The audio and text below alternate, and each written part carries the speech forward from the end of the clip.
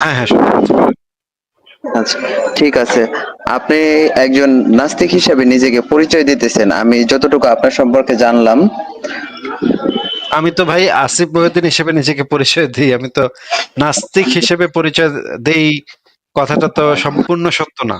যদি কেউ আমাকে আমার ধর্ম বিশ্বাস জিজ্ঞেস করে তখন আমি বলি হ্যাঁ, যে আমি একজন নাস্তিক, আমি ধর্মে বিশ্বাস করি জি না। জি, আপনি কোন ধর্মে বিশ্বাস করছেন না, আপনি নিজেকে একজন নাস্তিক নাস্তিক হিসেবে দাবি করতেছেন, এই তো? নাস্তিক হিসেবে আমি নিজেকে আইডেন্টিফাই করি। জি জি জি। আপনি আমাদের নবী এবং আল্লাহকে নিয়ে আপনি সমালোচনা করতেছেন নাকি দীর্ঘদিন ধরে?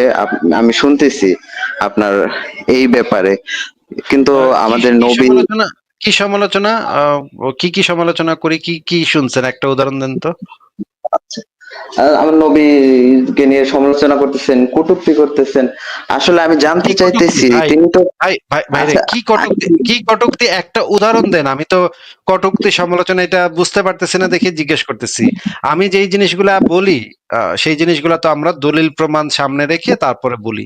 এখন সেগুলাকে আপনি কেন সমালোচনা হিসেবে ধরতেছেন বা কটূক্তি হিসেবে ধরতেছেন, এটা বোঝার জন্য আপনাকে জিজ্ঞেস করছি ভাই। তাহলে আপনি একটা এক্সাম্পল দেন, কোনটা আপনি শুনেছেন, আচ্ছা, ঠিক কোন আছে ভাই, সমালোচনাটা আমি শুনেছেন। আমি আমি আপনাকে বলতেছি, আমার এক বন্ধু ও আমাকে বলছে যে আসিফ মহিউদ্দিন নামে একজন লাইভ করতেছে, যে কিনা এরকম এরকম শব্দ নিয়ে কটূক্তি করতেছে। এখন আমি আপনার কাছে জানতে চাইতেছি, আসলে কি ব্যাপারটা নিয়ে কটূক্তি করতেছেন, আর আপনার কেন মনে হলো যে আল্লাহ কিংবা নবী এরা সত্য না? আচ্ছা আচ্ছা, ঠিক আছে, তাহলে তো আপনি নিজে শোনেন নাই, আপনি আরেকজনের কাছ থেকে শুনেছেন নাকি? জি জি জি। আপনার ও, কেন মনে তাহলে হচ্ছে? এটা তো আমরা আগে ছোটবেলা বললেই থেকে। হইতো। তাহলে আগে এটা বললেই হ্যাঁ তো হ্যাঁ। হইতো, অসুবিধা নেই, আমরা সেটা নিয়ে আলোচনা করব। তো আমরা যে জিনিসটা কটূক্তি বলতে আসলে কি, আপনার বন্ধুটা কি বুঝাইছে সেটা তো আমি এক্স্যাক্টলি বুঝতে পারছি না। আমরা তো যেই আলোচনাগুলা করি সেগুলা দলিল প্রমাণ সামনে রেখে রেখে আলোচনা করি। এখন এটাকে আচ্ছা, কটূক্তি কেন বলা যায়, এটাকে কটূক্তি বলা যায় কিনা সেই বিষয়টা আমি নিশ্চিত ভাবে বুঝতে পারতেছি না, যে এটাকে, এটা তো সত্য কথা, তাহলে এটা কটূক্তি কেন হবে, এটা তো আমি বুঝলাম না। যাই হোক, আপনাকে আচ্ছা। তাহলে একটা আর উদাহরণ দেই, দেখেন হ্যাঁ আপনি সেটা নিয়ে আলোচনা আমরা করব কিনা আজকে। হ্যাঁ। আমরা যে জিনিসটা নিয়ে আলোচনা করতে পারি সেটা যেমন ধরেন, একটা মুহাম্মদের একটা সমালোচনা আমরা করি, যেটা হচ্ছে যে মুহাম্মদ কাফেরদেরকে মেরে তাদের, কাফেরদের সাথে যখন যুদ্ধ হতো বা কাফেরদেরকে আগ বাড়ায় আক্রমণাত্মক জিহাদ করত মুহাম্মদ, মানে তাদেরকে আগ বাড়ায় গিয়ে তাদের ঘরবাড়িতে আক্রমণ করতো, অ্যাটাক করতো মুহাম্মদ তার সৈন্যবাহিনী নিয়ে, এবং তাদেরকে মেরে, কাফেরদেরকে মেরে তাদের মা বেটিকে গনিমতের মাল হিসেবে মুহাম্মদ এবং তার তার সাহাবীরা মানে বন্দি করে নিয়ে আসতো। বন্দি করে নিয়ে আসার পর সেই মেয়েদের সাথে আপনার নবী এবং আপনার সাহাবীরা সহবত করত, সেক্স করত, যুদ্ধবন্দী নারীদেরকে ধর্ষণ করত, যুদ্ধবন্দী নারীদের সাথে সঙ্গম করত, যেটা আন্তর্জাতিকভাবে একটা যুদ্ধাপরাধ, এটা একটা মানবতা বিরোধী অপরাধ। যুদ্ধে কোনো নারী শিশুর উপরে এই ধরনের যৌন নির্যাতন, সেটা ধর্ষণের আওতাভুক্ত, এবং সেটা মানবতা বিরোধী অপরাধ হিসেবে সারা পৃথিবীতে গণ্য হয়। এবং আপনার নবী এটা করতো, এবং এটা ইসলামের একটা বিধান হিসেবে আপনার নবী প্রতিষ্ঠা করে রেখে গেছে কোরআনে এবং হাদিসে, সিরাত তাফসিরে এই জিনিসটা খুব আচ্ছা, ঠিক স্পষ্ট আছে ভাবে। আসিফ ভাই, আপনি ওয়েট কি করেন, এই ওয়েট কথাগুলো। করেন, ওয়েট করেন ভাই, ওয়েট করেন, আমার কথা শেষ হয় নাই তো, ঠিক কথার আছে, আপনি মাঝখানে কেন বলেন, কথা আপনি বলছেন? বলেন। কথার মাঝখানে কথা বললে তো হবে না, জি, আপনি বলেন। আগে শুনে নেন। আপনার মোহাম্মদ নবী এবং তার সাহাবীরা এই কাজগুলা করত, যেই কাজগুলা আমরা প্রত্যেকটা স্টেপ বাই স্টেপ দলিল প্রমাণ সহ আমরা অসংখ্যবার আমরা দেখিয়েছি, কোরআন থেকে, হাদিস থেকে, সিরাত থেকে, তাফসির থেকে, ফিকাহ শাস্ত্র থেকে আমরা এই বিধানগুলা এবং আলেমদের বক্তব্য থেকে আমরা এই জিনিসগুলা বারবার বারবার প্রমাণ করেছি। এখন আমরা সেই জিনিসগুলাতে যাব, আমরা দলিল প্রমাণগুলা বের করে দেখব যে আসলেই নবী এটা করতো নাকি করতো না, সাহাবীরা এটা করতো নাকি করতো না। সেই আলোচনাতে যাওয়ার আগে আমি আপনার কাছ থেকে জানতে চাচ্ছি, সেই আলোচনাতে আমরা যাব, দলিল প্রমাণগুলো আমরা আস্তে আস্তে বের করব, বের করে আমরা অ্যানালাইসিস করব। যদি আপনি আমাদের দলিলে কোনো ধরনের ত্রুটি দেখতে পান, তাহলে আপনি আমাদেরকে দেখায় দিবেন যে ভাই এই দলিলটা তো ভ্যালিড না বা এই দলিলটা তো ঠিক না। তখন আমরা আপনার মানে আলোচনা আপনার সাথে সেইটা নিয়ে আলোচনা করব। কিন্তু তার আগে আমি আপনার কাছে কাছে যেটা জানতে চাচ্ছি, যদি আমি প্রমাণ করতে পারি যে আপনার নবী এবং তার সাহাবীরা এই কাজটা করত, কাফেরদেরকে মেরে তাদের মা বেটিকে গনিমতের মাল হিসেবে তাদের সাথে সেক্স করত আপনার নবী এবং তার সাহাবীরা, এইটা যদি আমি প্রমাণ করতে পারি তখন কি হবে? এবং 2 নম্বর হচ্ছে, মনে করেন আমি ভাই আপনার মানে আপনি তো বাংলাদেশে থাকেন তাই না ভাই? জি জি, আমি বাংলাদেশে থাকি। মনে করেন ভারত যদি কালকে বাংলাদেশ অ্যাটাক করে এবং ভারতের হিন্দু সেনাবাহিনী যদি আপনাদেরকে মেরে আপনার মা এবং আপনার বোন, আপনার স্ত্রী, আপনার মেয়েকে গনিমতের মাল হিসেবে, ইসলামের এই বিধান অনুসারে গনিমতের মাল হিসেবে নিয়ে যায়, এবং তারা যদি আপনার পরিবারের নারী সদস্যদেরকে গনিমতের মাল হিসেবে সহবত করে, তখন সেই কাজটা কি নৈতিক হবে নাকি অনৈতিক হবে? আগে এই 2টা প্রশ্নের উত্তর দেন, তারপরে আমরা মূল দলিল না না, এটা তো কোনোভাবেই নৈতিক হওয়ার কথা না। এরকম, এটা তো নৈতিক হওয়ার কথা না। আমার মনে হইতেছে এটা খারাপই হবে অবশ্যই। আর নবী এরকম করতে পারে না, আমি বিশ্বাস করতে পারতেছি না আপনার কথা। আমার মনে হয় যে আপনি মিথ্যা বলতেছেন। আচ্ছা আচ্ছা, মিথ্যা বলতেছি মনে হচ্ছে। না ঠিক আছে, এটা আমিও ভাই ছোটবেলা, সত্য কথা হচ্ছে ছোটবেলা আমিও প্রথম প্রথম এটা বিশ্বাস করতে পারিনি। আমিও তো আপনার থেকে অনেক বড় মুসলমান ছিলাম। হ্যাঁ, আপনি আপনার এখন ইমান কতটুকু জানি না আমি, কিন্তু আমি কিন্তু ভাই 5 ওয়াক্ত নামাজি ছিলাম। আমি কিন্তু রোজা টোজা রাখতাম এবং মারাত্মক মানে নবীর নামে জীবন জীবন দিয়ে দেওয়ার মতো বিশ্বাসী ছিলাম। ছোটবেলা ছোটবেলা আমি আমার মায়ের মুখে গল্প শুনতাম যে ইহুদি বুড়ি কাটা বিছায় রাখতো, আমার নবী মানে কাটা সরায় সরায় নামাজ পড়তো। পরে একদিন দেখে রাস্তায় কাটা নাই, পরে ইহুদি বুড়ির বাসায় গিয়ে দেখে এটা যে এটা তো ভাই সত্য ঘটনা। এটা তো আমরাও শুনেছি, অনেকবার বইও পড়েছি। ঠিক মনে নেই, তবে বইও পড়েছি। সেই গল্পটা আমরা ছোটবেলা থেকে শুনে আসছি, কিন্তু ভাই বড় হওয়ার পরে আমি কি দেখলাম জানেন? বড় হওয়ার পর দেখলাম যে এইটা পুরাই জাল হাদিস। এটা এইটা পুরা জাল জাল হাদিস ভাই। আজকে, আচ্ছা, এটা জাল হাদিস।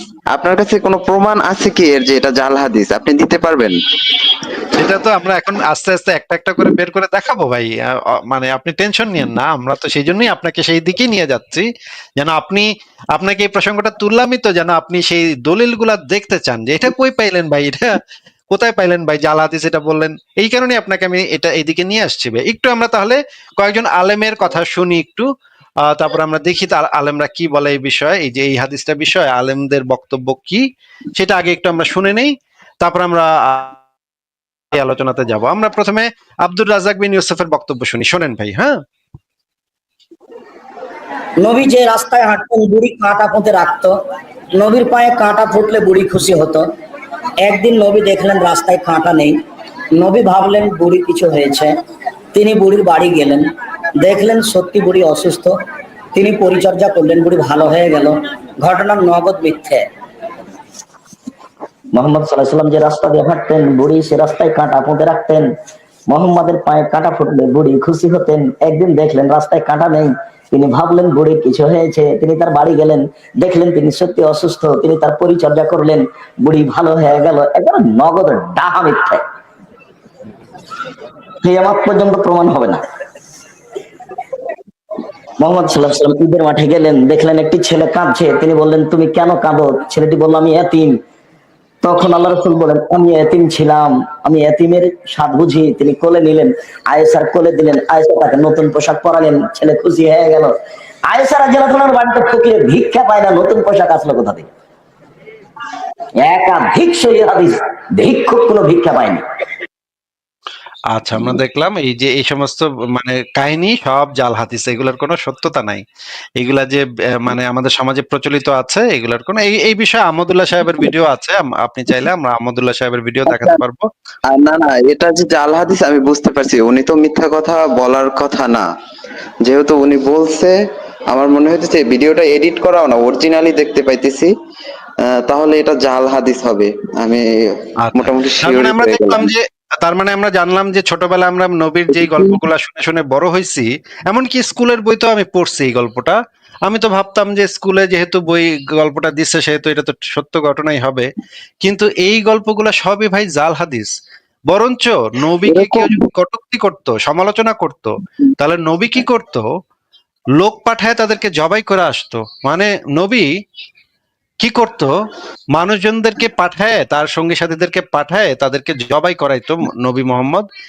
এই রকমের অনেকগুলা সহিহ হাদিস আমি পাইলাম। পরে মানুষ খুন করাইতো ঘুমের ভিতরে, এমনকি ঘুমায় আছে এরকম মানুষকেও খুন করাইতো মোহাম্মদ। সেগুলো আমরা আস্তে আস্তে বের করে দেখাবো। আগে আমরা ওই জিনিসটা শেষ করে নেই যে যুদ্ধবন্দী নারী, যে গনিমতের মাল হিসেবে যুদ্ধবন্দী নারীদেরকে যে নবী এবং তার সাহাবীরা এটা করতো, সেটা আমরা আগে একটু দেখে নিই। তারপরে এটাও আমরা, যদি আপনি চান, আপনার আমাদের সময় থাকে, তাহলে এই জিনিসটা আমরা আসবো যে নবী যে গুপ্ত ঘাতক পাঠায় মানুষ জবাই করাইতো, মানুষ খুন করাইতো, সেটা আমরা দেখবো। আমি তো এটা ভাবতেও প্রথমে আমরা, পারতেছি না ভাই, এটা জি দেখান আপনি। ঠিক আছে ঠিক আছে, ভাবার দরকার নেই, আমরা আস্তে আস্তে দেখি। প্রথমে আমরা আহমদুল্লাহ সাহেবের একটা ভিডিও শুনি। হ্যাঁ, শোনেন। কৃতদাসের সাথে সহবাস সংসার করা ইসলামী শরীয়ত মতে যাবে কিনা? না, কৃতদাসের সাথে কোনো সহবাস সংসার করা যাবে না, কৃতদাসীর সাথে করা যায়। আচ্ছা আচ্ছা, বুঝলাম যে কৃতদাসীর সাথে ইসলামে সহবাস করা যায়। আচ্ছা, আমরা আরেকটু ভালোভাবে শুনি কি বলে। এই বিষয়টা আসলে পরিষ্কার বোঝা গেল না। আচ্ছা, নবী কি দাসীর সাথে করতো কিনা সেটা আগে একটু দেখে নি, নবীর জীবন থেকে কি দেখা যায় দেখি আমরা। বিশ্বনবীর 11টা বউ ছিল। কয়টা? আর জোরে কোন? 11টা বিবি ছিল। দাসী ছিল 2 জন। কয়জন? মোট হলো কয়জন? কয়জন? আমরা একজনের জ্বালায় অস্থির, জীবন দিয়া পেলাম, মইরা যাবো, এরকম অস্থির কথা আমরা বলি, ঠিক কিনা? বিশ্বনবীর স্ত্রী ছিল 11 জন, দাসী ছিল 2 জন। মোট কয়জন? প্রথম হচ্ছে খাদিজা বিনতে খুয়াইলিদ, এক নাম্বার, ঠিক কিনা? তারপরে আয়েশা বিনতে আবি বকর, হাফসা বিনতে ওমর, যায়েনব নামে 2 বউ, যায়েনব বিনতে জাহাশ, যায়েনব বিনতে খুসাইমা, সাফিয়া বিনতে হুয়াই ইবনে আখতাব, সাউদা বিনতে জামা, জুয়াইরিয়া বিনতে হারিস, মাইমুনা বিনতে হারিস, উম্মে হাবিবা রামলা বিনতে আবি সুফিয়ান, উম্মে সালামা বিনতে আবি উমাইয়া। 11 জন বউ ছিল। সুবহানাল্লাহ। 2 জন দাসী ছিল, একজনের নাম রাইহানা বিনতে যায়েদ আন-নাবারিয়া, আরেকজনের নাম মারিয়া বিনতে শামাউন আল-কিবতিয়া। চিল্লায় পড়েন আল্লাহু আকবার। অনেক ইহুদি খ্রিস্টান নাস্তিকের দলেরা বলে, নাস্তিকের বাচ্চারা বলে বিশ্বনবী নাকি নারী পূজারী ছিলেন, নারীর দেহভোগ করার জন্য এতগুলো বিয়ে করেছেন। কপাল পোড়া, একটা বিয়ে বিশ্বনবী নিজের মন গড়া করে নাই, করেছেন কার আদেশে? কার আদেশে? আচ্ছা, আমরা খুব সুন্দরভাবে দেখলাম যে বিশ্বনবীর 11টা বিবি ছিল এবং 2টা দাসী ছিল। দাসীর সাথেও নবী ভাই সহবত করতো। আমরা তো জানতাম এতদিন যে ওনার বিবিগুলো ছিল আল্লাহর হুকুমে, বিশেষ প্রয়োজনে আল্লাহর ইচ্ছায় ওই মহিলাদেরকে এক প্রকার উদ্ধার করার জন্য, বিশেষ সম্মাননা দেওয়ার জন্য উনি বিয়ে করেছেন। এখন আপনি বলতেছেন উনি নাকি দাসীর সাথে সেক্স করতেন, তারপরে হুজুররা বলতেছে, আমার তো শরীর কাঁপতেছে, এটা কি বিশ্বাস করতে খুব কষ্ট হয়ে যাইতেছে। আবার যদি আহমদুল্লাহ হুজুর বলছেন, মিজানুর রহমান আজহারি বলছেন, বিশ্বাস না করেও পারতেছি না। আচ্ছা, আমরা একটু আরেকটা ভিডিও দেখি কি বলে, আমরা দেখি আহমদুল্লাহ সাহেব কি বলে, আবার একটু শুনি। আচ্ছা দাঁড়ান, আগে আরেকজন আলেম আছে, তার বক্তব্য একটু শুনেন একটু। হ্যাঁ, হলো স্ত্রী, আরেক হচ্ছে দাস। দাসী কারা? বর্তমান সমাজে দাসী মালিক কেউ না, আমাদের কারো কাছে দাসী নাই। আমরা নিজেরাই নিজেদের তকদিরের মধ্যে আঘাত করেছি। এটা আমাদের মালিক হওয়ার একটা সাবাব ছিল, কিন্তু যে ওয়ে থেকে দাসীর মালিক হওয়া যেত, আমরা সেই ওয়েটা, রাস্তাটাকে বন্ধ করে দিয়েছি। সেটা ছিল একমাত্র আল্লাহ সুবহানাহু ওয়া তাআলার পথে সংগ্রাম, জিহাদ করা। জিহাদের মাধ্যমে আমরা যদি পরাস্ত করতে পারতাম কাফেরদেরকে, তাহলে ওদের মহিলাদেরকে দাসী করে গ্রহণ করা যেত। আর এত অনেক কল্যাণ আছে। এটা শুধু ভোগের কারণে গ্রহণ করতাম তা কিন্তু নয়।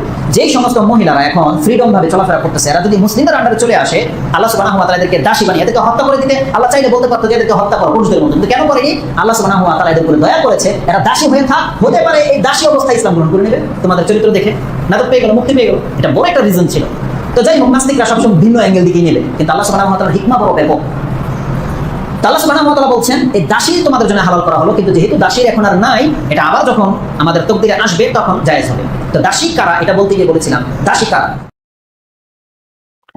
আচ্ছা, দাসী কারা আমরা বুঝতে পারলাম। আরো একটা ভিডিও দেখি, আরেকজন আলেমের, সৌদি আরবের একজন আলেমের ভিডিও দেখি, উনি কি বলে শুনি। একজনের প্রশ্ন হচ্ছে যে আমি আমার দাসীর সাথে হ্যাঁ, সরি, আবার বলেন। আমি ভাই কি যেন আপনি বলতেছিলেন, সরি, আপনি ছেড়ে দিচ্ছি, বলেন। আচ্ছা, আল্লাহ তাহলে এরকম নিষ্ঠুর ছিল?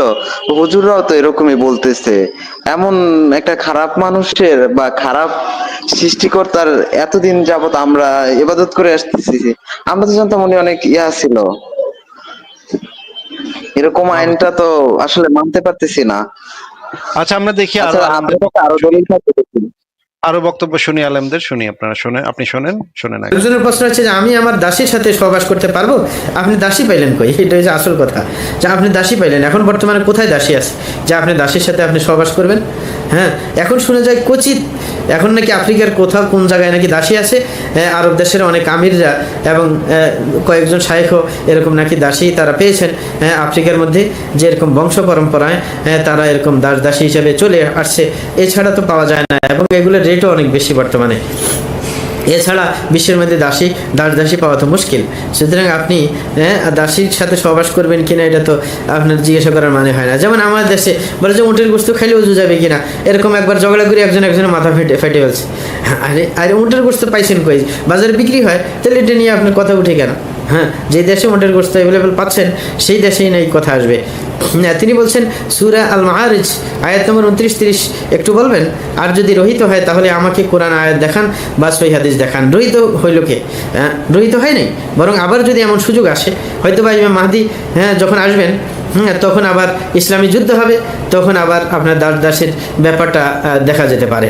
এছাড়া বর্তমানে দাসের কোনো প্রথা তেমন নেই, যেটা একটু আগে আমি বললাম খুব অল্প পরিসরে পাওয়া যায়, সেটাও সবার জন্য সহজলভ্য নয়। আচ্ছা, আমরা এই ভিডিওটা দেখলাম, আমরা এরপরে হাদিসে চলে যাব। আপনি কি হাদিস গুলো যদি দেখতে চান? ভাই আমি একটু কথা বলতেছি, এটা কি দাসীর সাথে সেক্স করা কি এটা জায়েজ আছে? এটা কি কোরআনের কোনো দলিল আছে কিনা, বা কোরআনে এটা আসছে কিনা? হাদিস তো অনেক জাল হতে পারে, কোরআনে হলে আমি মানবো এটা। কোরআনেও আছে, সহিহ হাদিসেও আছে, তাফসিরেও আছে, সিরাতেও আছে, সব জায়গাতেই আছে ভাই। এটা ইসলামের একটা প্রতিষ্ঠিত বিধান, এই বিষয়ে কোনো আলেমের কোনো দ্বিমত নাই। আচ্ছা, আমরা একটু আহমদুল্লাহ সাহেবের বক্তব্য আরেকটু ভালো করে শুনি, দেখি উনি কি বলে, শুনেন। কৃতদাসের সাথে সহবাস সংসার করা ইসলামী শরীয়ত মতে যাবে কিনা? না, কৃতদাসের সাথে কোনো সহবাস সংসার করা যাবে না, কৃতদাসীর সাথে করা যায়। কৃতদাসী মানে কিন্তু যেই দাসী ক্রয় করা হয়েছে, যুদ্ধবন্দিনী, এক কথায় কি যুদ্ধবন্দিনী। এ নিয়ে অনেক কথা আছে, অনেক নাস্তিকরা নিয়ে প্রশ্ন তোলে, দীর্ঘ আলোচনা করার দরকার, কিন্তু সেদিকে যাওয়ার সুযোগ নেই, সময় কম। শুধু এটুকু বলি, যুদ্ধবন্দিনীদের সঙ্গে আজকাল বিভিন্ন যুদ্ধের পরে এক দেশ আরেক দেশের সাথে যুদ্ধ করলে যে সমস্ত মানুষদেরকে বন্দী করে নিয়ে আসে, মেয়ে বন্দীদের প্রতি কি আচরণ করে আমরা সবাই কম বেশ জানি। ইসলামের আগে থেকে এই বিধানটা চলে আসছে যে যারা যুদ্ধবন্দিনী হবে তারা যার কাছে যে থাকবে তার অনেকটা স্ত্রীর মতো মর্যাদা পাবে। স্ত্রীর মর্যাদা পরিপূর্ণ না, কিন্তু স্ত্রীর সাথে যেরকম বসবাস করা যায় তার সাথেও বসবাস করা যাবে। একদিন যতদিন সে তার মালিক ততদিন সে তার স্বামীর মতো তার সাথে সম্পর্ক করতে পারবে। কথা কি বুঝাতে পারছি? এটা হলো নিরাপত্তার জন্য। এটা নিয়ে ডিটেল যদি বলতে চাই, একজন মেয়ে আরেক দেশের মেয়ে যুদ্ধে বন্দী হয়ে আসছে দেশে, কোনো একজন সৈনিকের অধীনে আছে, এই লোক অথবা অন্য কোন লোক তাকে পাশবিক নির্যাতন করবে এবং কোনভাবে সে নির্যাতনের শিকার হবে, এটাই হলো বাস্তবতা। ঠিক না বে ঠিক? আরেক দেশি মাজলুম অথবা বন্দিনী অথবা নিরীহ, তো তার চাইতে বরং একজনের স্ত্রীর মতো যদি হয়ে যায়, যে এর সন্তান হয়ে গেলে সে আজাদ হয়ে যাবে, স্বাধীন হয়ে যাবে, তো সেটা হলো তার জন্য নিরাপদ। তার অনেকগুলো ডিটেইল আলোচনা আছে এখানে, এটা জায়েজ ইসলাম। যুদ্ধবন্দী ছেলেদেরকে কৃতদাস আর যুদ্ধবন্দী মেয়েদেরকে কৃতদাসী বলা হয়। ইসলাম এর আগে থেকে যে সিস্টেমটা প্রচলিত ছিল দাসদাসীর প্রথা, সেখানে বলা হয়েছে যে এরা যারা যুদ্ধ করে নিয়ে আসবেন, মেয়েরা তাদের কাছে অনেকটা স্ত্রীর মতো থাকবেন। এখানে আল্লাহ সুবহানাহু ওয়া তাআলা স্ত্রীর মতো থাকবেন বলতে বোঝানো হয়েছে যে একজন যোদ্ধা, কথার কথা, প্রতিপক্ষের অনেক বন্দী মেয়েরা আসলো, তাদের মধ্যে কোনো একজন তার জন্য ফিক্সড হবে, একজন স্ত্রী তার যেমন ছিল এই মেয়েটাও তার জন্য স্ত্রীর মতোই থাকবেন, তার সাথে শারীরিক সম্পর্ক করা জায়েজ হবে। এর থেকে যদি কোনো সন্তান হয় তাহলে এই মেয়েটা মর্যাদার দিক থেকে আরেক হয়ে যাবেন, এবং তিনি এই মহিলাকে আর বিক্রিও করতে পারবেন না চাইলে, বা অন্য কোথাও দিতেও পারবেন না। কিন্তু এই মেয়েটা একজন যোদ্ধার জন্য নির্দিষ্ট হয়ে গেলেন, অন্য কেউ তার দিকে চোখ তুলে তাকাতে পারবে না, অন্য কেউ তার সাথে শারীরিক সম্পর্ক করতে পারবে না, অন্য কেউ তার প্রতি পাশবিক নির্যাতন করার কোনো স্কোপ আর থাকবে না। আসলে যুদ্ধবন্দীদের নিরাপত্তার জন্য এর চাইতে বেটার কোনো সলিউশন আজকের যুগে নাস্তিক বন্ধুরা যারা প্রশ্ন করে থাকেন তারা দিতে পারবেন কিনা, এবং সেটা শুধুমাত্র আপনার তাত্ত্বিক কোনো সমাধান দিলে হবে না, বাস্তবিক সমাধান দিতে হবে। অর্থাৎ যুদ্ধবন্দী মেয়েরা আসলে তাদের জন্য এর চাইতে বেটার বিকল্প কি আছে আর? যিনি যুদ্ধবন্দী হয়ে আসলেন শত্রুপক্ষের কাছে, তাদের কোনো একজনের জন্য তাকে বরাদ্দ করা হলো, তিনি স্ত্রী হিসেবে তার বাসাবাড়িতে তার সাথে বসবাস করলেন, অন্য কেউ তার দিকে তাকালো না, এবং তিনি চাইলে তাকে মুক্তও করে দিতে পারেন, তিনি চাইলে তার সাথে জীবন কাটিয়ে দিতে পারেন। তার থেকে যদি সন্তান হয় তাহলে সেই সন্তানটিকে আপনার তার সন্তান হিসাবে বিবেচিত হবে, সন্তানের মা হিসাবে তিনি মর্যাদা পাবেন, এবং সেই সাথে সন্তান হওয়ার পরে আর এই মহিলা তার সঙ্গে তার সম্পর্কটা আরো অনেকটাই স্ত্রী, মানে প্রায় স্ত্রীর পরিপূর্ণ মর্যাদার কাছাকাছি তিনি চলে যান। আর অনেকগুলো ব্যাপার এখানে আছে, এবং কৃতদাস দাসীর যে বিধিবিধানগুলো আছে সবগুলো বিধিবিধান, ইসলামী বিধিবিধানগুলোকে সামনে আনলে তখন বিষয়টি পরিষ্কার হবে, যেটা মূলত মেয়েদের এবং ছেলেদের অধিকারকে সংরক্ষণ করবার জন্য, ব্যাপক জুলুম থেকে বাঁচাবার জন্য, বিবাহের মতোই অনেকটা বলতে গেলে আপনার তার নিরাপত্তার খাতিরে এই বিধানটা ইসলাম দিয়েছে। আচ্ছা, আমরা দেখলাম। আমি ভাই, আপনি একটু বলেন তো আপনি কি বুঝলেন এই সমস্ত ভিডিও থেকে? এই ভিডিও থেকে তো বুঝলাম যে আল্লাহ এরকম একটা খারাপ কাজকে প্রমোট করতেছে। এটা তো আসলে আল্লাহ ঠিক কাজ করলো না। এরকম একটা খারাপ কাজকে তো প্রমোট করা উচিত হয় না, যে একজনকে হত্যা করে তারপর তার মেয়ে বা বউকে নিয়ে আসে সেক্স করা, এটা তো খুবই চরম অন্যায়। আল্লাহ তো এটা সমর্থন করা ঠিক বলে মনে হইতেছে না। তাহলে কি আমরা এতদিন জানতাম যে সৌদি আরব গেলে, যে বাংলাদেশি মেয়েরা গেলে নাকি সৌদি আরবের শেখরা এরকম খারাপ কাজগুলো করতো? তাহলে এটা কি তাহলে সৌদি আরবের মানুষের ঠিক করতো? এটা কি কোরআন আচ্ছা, হাদিস অনুসরণ করতো? আমি ভাই, আপনি একটু আমাদেরকে একটু ক্লিয়ার করেন তো, আপনি কি আসলেই একজন মুমিন নাকি আপনি না আসলে নাস্তিক, মানে ইয়া করার জন্য আসছেন? একটু বলেন তো। না না, আমি মুমিন বলতে আমি একজন সাধারণ মানুষ। আমি আপনার তেমন যে হুজুর বা মাদ্রাসা করছি এমন না। আচ্ছা, আপনি একটা সূরা আমি পড়ে শোনাতে পারবেন আমাদেরকে? হ্যাঁ, হ্যাঁ, যদি সাধারণ সূরা হয় তাহলে পড়েন তো দেখি, পারবো। একটা সূরা পড়েন তো দেখি, একটা সূরা পড়তে পারেন নাকি দেখি তো। আমি আপনাকে সূরা ফাতিহাই শোনাই। আচ্ছা, শোনান।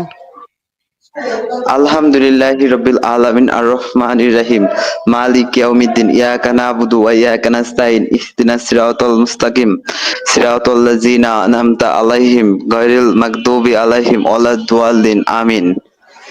আচ্ছা, ঠিক আছে, ভালো হয়েছে, ভালো পড়ছেন। ঠিক আছে, আমি একটু চেক করে নিলাম, কারণ আপনার কথা শুনে মনে হইতেছে যে আপনি হয়তো হিন্দু হইতে পারেন, নাস্তিকও হইতে পারেন, এরকম মনে হইতেছিল, কিন্তু এখন শিওর হইলাম যে আপনি হিন্দু না। না, আমি হিন্দু না, আমি একজন মুসলিম পরিবারের। তবে আমি কেন আপনারা যে কটূক্তি করতেছেন বা খারাপ কথা বলতেছেন, আসলে এটার সম্পর্কে আমি সব ছোটবেলা থেকে সবকিছু প্রতি জানার একটা আগ্রহ আমার আছে। কেন আপনারা এটা করতেছেন, এটা আমি একটু আসলে জানতে চাইতেছিলাম, আসলে একটু যুক্তিসঙ্গত কিনা আপনারা আচ্ছা, কথাগুলো আপনি যে তো বলছেন। আজকে অনেক কিছু দেখলেন, যে অনেক কিছু আমরা দেখাইলাম। সংশয়.com এ এই সমস্ত বিষয়ে অনেক লেখা আছে, আপনি তাহলে লেখাগুলো একটু ভালো করে পড়েন, মনোযোগ দিয়ে পড়েন, আর এবং আমি অনেক আপনার ভিডিও আছে, ভিডিওগুলোও দেখেন। দেখার পরে আপনি যে কোনো একটা টপিক নিয়ে আমাদের লাইভে পরে চলে আসেন, তখন আমরা আলোচনা করব, আমি ঠিক আছে? আমি আসছিলাম মূলত যে আপনাকে পাল্টা কিছু জবাব দিব, কিন্তু আপনার কথার প্রেক্ষাপটে বা দলিল দেখে তেমন জবাব দিতে পারতেছি না, বা কি বলবো বুঝতে পারতেছি না। আসলে আপনি যে কথাগুলো বলছেন এগুলো আমি দেখবো, রিসার্চ করব। আজকে যেহেতু বলছেন, আজকে আমি শুনলাম মানলাম, রিসার্চ করব 100% সত্যি কিনা। বা রিসার্চ করার দরকার নেই, রিসার্চ করেন, তবে রিসার্চ করেন না। ঠিক আছে, আমি ভাই তাহলে আজকে আপনাকে আমরা বিদায় জানাই, ভালো থাকেন তাহলে। জি জি, ঠিক আছে, অবশ্যই। শুভরাত্রি, আপনার জন্য শুভকামনা রইলো। হ্যাঁ ভাই, আমার একটা প্রশ্ন আছে। সে প্রশ্নটা হচ্ছে এই যে নবী মোহাম্মদকে যে আল আমিন বলা হতো, মানে এটার কি কোনো প্রমাণ আছে কিনা? মানে আরবের লোকেরা তাকে নাকি ছোটবেলা থেকেই আল আমিন বলে ডাকতো, বিশ্বাসী বলে ডাকতো, মানে এটা মুমিনদের সবাই দাবি। তো এটার সাপেক্ষে কোনো প্রমাণ আছে কিনা আপনাদের কাছে জানা, আমি একটু জানতে চাচ্ছি। এরকম কোনো মানে একদম ওয়েল ডকুমেন্টেড তো প্রমাণ নাই। 2 নম্বর কথা হচ্ছে, কিছু কিছু সিরাত গ্রন্থে পাওয়া যায় যে আরবের কিছু কিছু মানুষ তাকে হয়তো ভালো বলতো, তার প্রশংসা করতো, এরকম কিছু কিছু বর্ণনা পাওয়া যায়। কিন্তু আরবের সব মানুষ বা মক্কার সব মানুষ তাকে আলামিন বলতো, এরকম কোনো প্রমাণ আমি পাই নাই। দুই নম্বর ব্যাপার হচ্ছে যে তাকে মিথ্যাবাদী, বাটপার, মুজাম্মাম ইত্যাদি নামে ডাকা হইতো, অনেকে তাকে সেই সমস্ত নামে ডাকতো। এরকমের সহি হাদিস থেকে প্রমাণ পাওয়া যায় যে এরকম অনেকগুলো ব্যাপার আছে। তাকে মিথ্যাবাদী, বাটপার, মিথ্যুক, ধোকাবাজ, এই ধরনের অনেক কথা তাকে বলা হইতো। এই জিনিসগুলোর রেফারেন্স আছে। এর কোনো রেফারেন্স কি আপনি আমাকে দু একটা দেখাতে পারবেন, হ্যাঁ, যে দেখাতে পারবো, মিথ্যাবাদী বা দেখাতে বাটপার পারবো। এরকম? ঠিক আছে, তাহলে আচ্ছা, মোহাম্মদ, আচ্ছা ঠিক আছে, দাঁড়ান একটু বের করতেছি।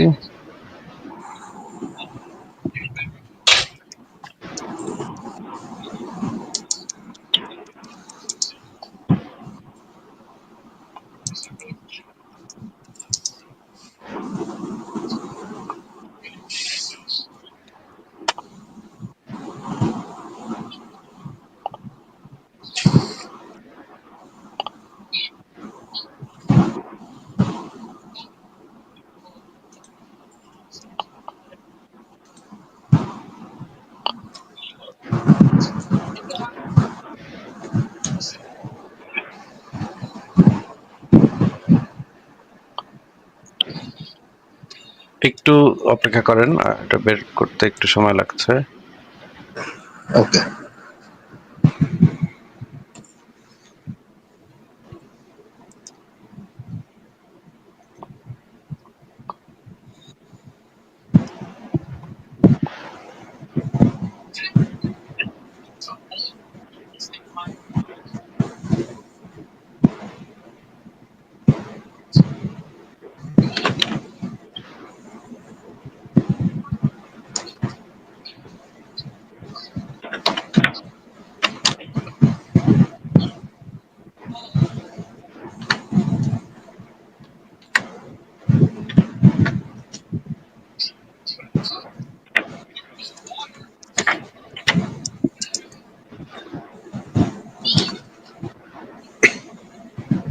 হ্যাঁ, আমি তাহলে দেখাচ্ছি।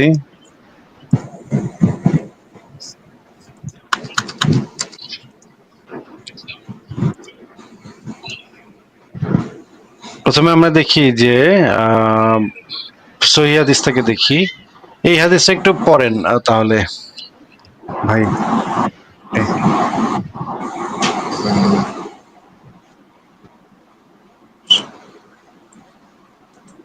আচ্ছা, আমার এখানে তো বড় করে দেখা যাচ্ছে না, মোবাইলে দেখতেছি তো ভাইয়া। আচ্ছা, আমি একটু বলি। আবু হুরায়রা রাদিয়াল্লাহু তাআলা আনহু হতে বর্ণিত, তিনি বলেন, একদিন রাসূলুল্লাহ সাল্লাল্লাহু আলাইহি ওয়াসাল্লাম সাহাবীদের বলেন, এতেও কি তোমরা আশ্চর্যান্বিত হচ্ছ না যে আল্লাহ তাআলা কিভাবে কুরাইশদের গালমন্দ ও অভিসম্পাদকে আমার উপর হতে সরিয়ে দিয়েছেন। তারা মোহাম্মদ, এটা এটা হচ্ছে মুজাম্মাম নিন্দিত নামে গালাগালি করে এবং মুজাম্মামকে অভিসম্পদ দেয়, অথচ আমি মুহাম্মদ প্রশংসিত মুজাম্মাম নই। বুখারী। আচ্ছা, এই হাদিসটা বুখারী শরীফেও আছে আর নাসাই শরীফেও আছে। মোহাম্মদকে মুজাম্মাম বলে কাফেররা গালিগালাজ করত। এখন আমরা দেখি যে মোহাম্মদ আসলেই মিথ্যাবাদী, প্রতারক, ধোঁকাবাজ এই টাইপের ছিল কিনা সেটা আমরা হ্যাঁ, একটু এটা দেখি। এই হাদিসটা অনেক বড় হাদিস। হাদিসটা আপনি দেখেন আগে, বুখারী শরীফ ইসলামিক ফাউন্ডেশন 5121 নম্বর হাদিসটা দেখতে পাচ্ছেন, দেখা যাচ্ছে? দেখতে পাচ্ছি ভাই, দেখতে পাচ্ছি। আচ্ছা, অনেক বড় হাদিস, এতগুলো আমাদের দরকার নাই, আমাদের দরকার খালি শেষ অংশটুকু, এই অংশটুকু দরকার। এই লাল কালির অংশটুকু একটু পড়ে শুনান তো। নবী সাল্লাল্লাহু আলাইহি ওয়াসাল্লাম বলেন, আল্লাহ নিজেই তো আমাদের সওয়ারির জানোয়ার দিয়েছেন। আল্লাহর কসম, আমি যখন কোনো ব্যাপারে কসম করি, এরপর কসমের বিপরীত কাজ তার চাইতে মঙ্গলজনক মনে করি, তখন আমি মঙ্গলজনক কাজটি করি এবং কাফারা দিয়ে হালাল হয়ে যায়। আচ্ছা, আপনি আমাদেরকে এই হাদিসটা যে নবী মোহাম্মদ যে তার নিজের সম্পর্কে এই কথাটা বলল যে সে যখন কোনো বিষয়ে কসম করে, কসমের পরে যদি সে বুঝতে পারে যে কসমের বিপরীত কাজটা উত্তম বা বিপরীত কাজটা বেশি মঙ্গলজনক, তখন বিপরীত কাজটা করে আর সামান্য কিছু কাফফারা দিয়ে সেই জিনিসটাকে হালাল করে নেয়। এটার মানে কি একটু যদি বুঝায় বলতেন। এটা হচ্ছে এটার মানে আমি যতটুকু বুঝেছি সেটা হচ্ছে হয়তো মানে উনি কারোর সবার সম্মুখে একটা ওয়াদা করছে যে আমি এই কাজটা করব, এবং কিছু মানে অ্যাট দ্য টাইমে যে সে দেখলো যে না, এই কাজটার থেকে অন্য কাজটা করা বেটার, কিন্তু সে তো কসম কেটেই ফেলছে। তখন সে কি করে, যেটা বেটার সেই কাজটা করে, করার পরে যেহেতু সে কসম মানে ওয়াদা রক্ষা করতে পারেনি, আহ, তার কারণে সে কি করে, কাফারা আদায় করে, এরকম কিছুই। মানে কয়েকটা গরিব টরিব খাওয়াই দিয়ে তখন হালাল হয়ে যায় জিনিসটা, ফয়সালা এই করে নেয়। কাফারা জিনিসটা কি ভাইয়া? মানে এই কাফারা জিনিসটা কি আমাকে একটু বুঝাবেন ভাই? কাফারা মানে হচ্ছে, মনে করেন যে কয়েকটা গরিব লোককে ডাইকে আপনি খাওয়াই দিলেন, আপনি একটা ভুল করে মানে একটা খারাপ কাজ করে ফেলছেন, এই জন্য আপনি তার একটা জরিমানা দিলেন আর কি। হ্যাঁ, আহ, সামান্য কিছু পরিমাণ একটু কিছু দিয়ে দিয়ে তারপরে সেই জিনিসটাকে হালাল করে নিলেন।